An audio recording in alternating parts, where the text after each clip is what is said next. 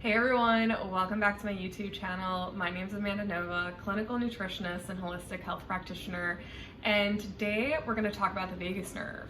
So no surprise there for anyone that follows me, but I'm pretty much a vagus nerve nerd, and I just realized that I've never actually done a YouTube talking about the vagus nerve. So before we get started, I'm not moving. You see all these boxes? I'm not moving. I'm a founder. My company, Olive and Grace, is just exploding, and I'm so grateful for anyone that's purchased our products, but we have a lot going on, so that's why there's boxes, and you'll just have to deal with it. Anyone else that's a founder or owner of a company can understand the chaos that happens when you are a small operation doing all your shipping and development and all that stuff. So that's what's happening here. Just wanted to get that out of the way, the box elephant in the room, right? So let's talk about the vagus nerve.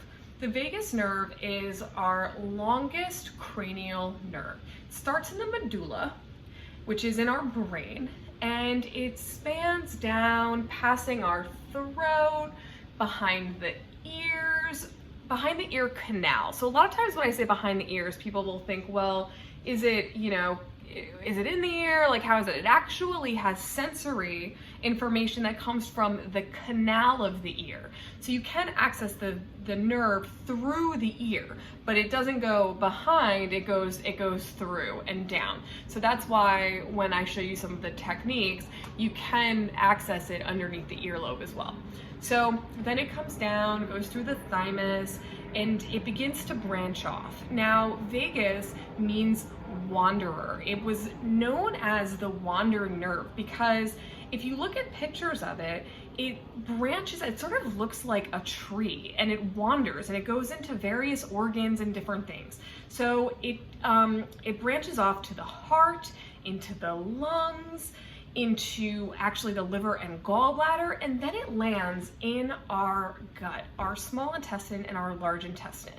Now, one of the things that I think is really cool about the relationship between the organs and the vagus nerve, right, which runs to the brain, is that there's messages sent. That's what happens within nerves. So messages are sent from the organs to the brain and vice versa. 80% of those messages are from the organs to the brain, and 20% are the other way, right? So it's two-way calling, but not exactly even in the messages that are sent. So what does this mean? This means that if there's dysfunction within the nerve, the organs, right, or the organs, because if there's dysfunction within the gut or any of the other organs, and you can learn more about this in my gut class that I just launched, It Takes Guts. I actually do a whole piece on gut brain, but I won't get too far into that now. But say there's issues with the gut, then there's dysfunction within the nerve, the messages become mixed, right? And so by the time they get to the brain, they're all discombobulated. So it's important to take care of the organs, but it's also important to take care of the messenger, which is the vagus nerve. So a lot of the symptoms of vagus nerve dysfunction are related to the various organs. So for example, the heart. The heart is connected to the vagus nerve. The vagus nerve pumps the heart. So it's related to pumping the heart. It also is attached to the respiratory system, into the branches of the respiratory system. It's attached to the gut in terms of peristalsis, which is how we digest food, how we swallow food. So for the heart, for example, heart palpitations or quick, when your heart's beating really fast, that's related to the vagus nerve, which is why if the vagus nerve is not functioning, you can have heart palpitations. If your vagus nerve if you are someone who has an overstimulated vagus nerve, for example, that's called vasovagal syncope, and I do have another video on that you should check out if that's you. The heart actually, it goes and this causes people to pass out, right? So that's an overstimulated vagus nerve. So it's very much connected to our hearts, and you have to be careful with it because it is so ingrained in all these different organs and everything that we have. So another symptom of vagus nerve dysfunction is issues with swallowing, issues with digestion.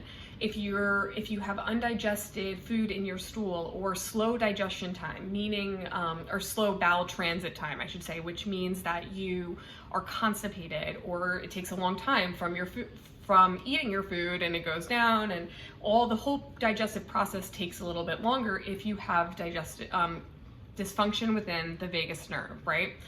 So there's also issues within the respiratory system, right? So raspy voice, a hoarse voice. If you lose your voice, that could be related to vagus nerve function, as well as bile and the liver, and all these different things are connected to the vagus nerve. Other digestive issues, as well as mental health issues, are related to the vagus nerve. And the reason for that is that communication with the gut. 90 to 95% of our serotonin, which is a neurotransmitter in the brain, is in the gut.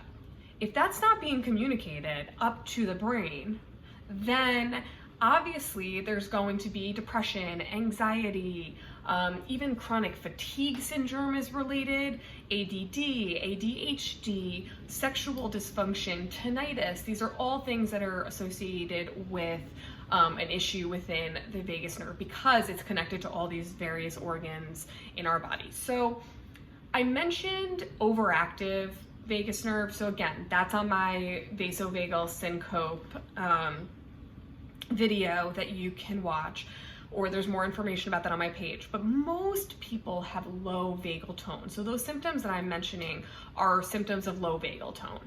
And that's, I would say, majority of people, although more and more people I'm finding out have vasovagal. But most people have low vagal tone, and it's not something that your doctor looks at or talks about. They don't say, hey, can I check your vagal tone?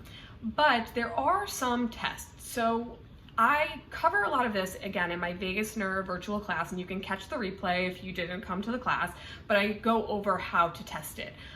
There are ways by testing your breathing. If you don't breathe into your belly or your diaphragm, and you're just kind of breathing up here in the chest, that usually shows us that there is an issue with vagal tone. Also, if you have slow bowel transit time, you're constipated, usually that is related to the vagus nerve.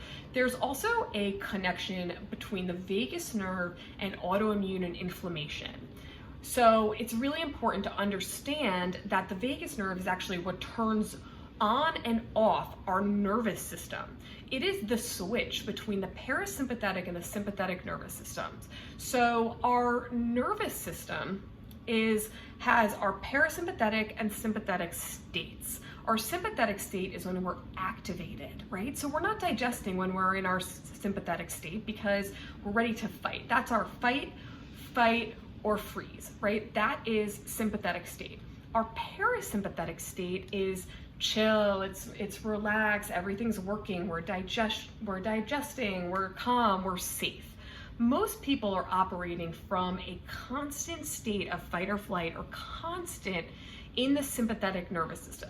Now, going back to the immune system and the inflammation, when we are in that sympathetic activated state, which a lot of people get stuck in because of stress in today's world, our body is firing off inflammation and cytokines, they're called, which your body just goes rampant with. It's called a cytokine storm when there is inflammation, when it causes an immune response, right?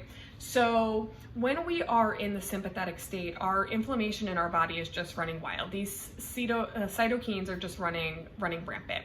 A lot of times people don't realize that they're in a state of fight or flight.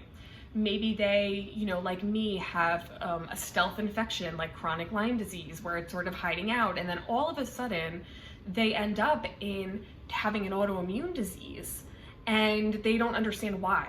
And it's because the inflammation is going all over, and then your vagus nerve is not able to send the fire trucks, right? No one's coming to put out that inflammatory fire. So it's really important that we are working on the vagus nerve, because we want to come back into parasympathetic. Everything is functioning better in the parasympathetic. Now, It's unrealistic to imagine that we won't ever be in sympathetic state because one is not better than the other. We actually need the sympathetic state to protect ourselves, right? That's what it's for. It's an innate ability to basically all of the blood and adrenaline and everything starts to go so that we can fight, so we can protect our family, so we can protect ourselves. That's not a bad thing, but we don't want to be there all the time. Right? We don't want to be in adrenaline all the time because what happens when we're in that state all the time? We fry all of our stress organs. Our adrenals get fried, right? Because we're just cortisol's going everywhere, which is the stress hormone, right? We also release glucose. So if you'll notice that when you're in a state of fight or flight, you crave sugar. You're not sleeping because you're wired, right? But you're exhausted all the time. It's like tired and wired. So all of these things are happening because we're in this loop, this sympathetic loop, but we need to come back into the parasympathetic. That's the vagus nerve. We need the vagus nerve to be functioning. So there's a couple things that we can do. So one of the things that we can do is we can massage it and stimulate it on our own. A lot of times people ask me, how many times, a week should I do this, a day?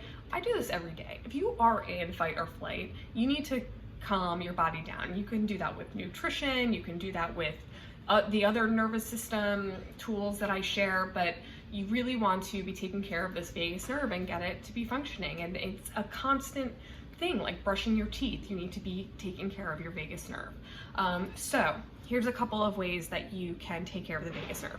One is massage by the ear canal. So I do it by sticking a finger into the ear canal, not super deep, you don't want to hurt yourself, and pressing on the pad, which is in the back of our ear canal, right? So just sort of pressing on the pad, and then you're gonna do circles backward. So you can do about 10 to 20 circles backward, just circling, and that can stimulate the vagus nerve. That's why it feels so good. You might feel chill, when you first do it, it feels wonderful. So that's one way. There's another point on the ear that you can use, which is the Shenmen point. So it's the top hole, right? Like top little crevice there. So again, you can press and then roll backwards. So that's really, really great as well. And I'm going to be launching some tools through Olive and Grace really soon that you guys will be able to utilize to do this better. If you have long nails or something like that, we have a couple of things coming out that are gonna make this a lot easier for you that you can put into your normal self-care routine, right? Okay. Another way is you can massage underneath the ear. So this is another acupoint. This helps with tinnitus as well as jaw pain, and that is also vagus nerve. So just massaging, really doing a neck massage here. So just massaging behind the earlobe and down, and you can actually use the cups. I have some videos of how to do this on my Instagram page, but you can actually do cupping here, you could do gua sha, and again, we have some new tools coming out that are gonna make this a lot easier, soon to be announced, but hopefully things that are really gonna help you guys. So another way is by breath work. So you can do a breathing technique that I call 4-6 breathing. I didn't make this up, this exists in the world. And you breathe in your nose for 4, and you can pause at the top if you want, and then exhale through the mouth for a count of 6 to 8. The extended exhale is what works the nerve essentially. So make sure you do that exhale. I would do 3 to 5 rounds of it at night. I have a lot of clients who do it before bed, but make sure that you're breathing into the belly or the diaphragm, right? And there's other types of breath work and things, but it's that extended exhale that is really the one that's going to help with the nerve. Okay, and then lastly, they also have tools and different things that vibrate, but lastly, there are ways to stimulate the nerve that don't involve any touch. So those ways are gargling, just vibration in the throat, right? Singing, humming, chanting. If you take my Waking Up in Vegas class, we do all of these. We do a breathing exercise, we do a chant, we do all this stuff. So you can do it with me during that class if you'd like to take that replay. I'll link it. And then you also, yes, can sing, gargle, hum, do all of those things. And then another thing, just lastly, is cold water can help activate the nerve and also help to calm the nervous system. So you can splash cold water on your face. You could just turn the water cold at the end of a shower. That also helps with your skin. It also helps with fat loss. Look up all the amazing things about cold water. I mean, it's incredible. So those are all the different things that you can do. I hope that you found this helpful. Comment any questions that you may have. For more tools, if you want to do the things with me, check out my class, Waking Up in Vegas. You can also check out my gut class, It Takes Guts, which covers the gut and brain connection, which is the vagus nerve. And see all the things on my Instagram. If you're looking for more tools and resources, it's all there for you. Again, comment any questions, subscribe, write me nice notes, I don't know, do all the stuff, subscribe, all of it, and see you guys on the next one. Thank you so much. Bye.